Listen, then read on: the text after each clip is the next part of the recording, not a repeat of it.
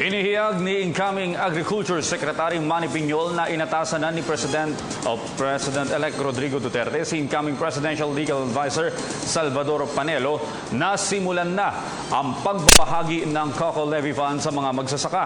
Ito ay matapos hilingin ni Piñol kay Duterte na gumawa ng isang policy statement hinggil sa Coco Levy Funds.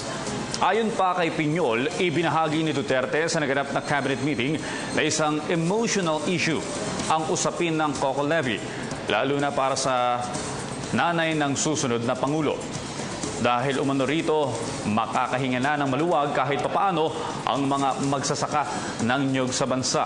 Inaasahan ni Piñol na manunumbalik ang sigla ng coconut industry ng bansa kapag naibigay na ang Coco Levy Fund sa mga magsasaka at nasimulan na ang malawakang National Coconut Planting Program.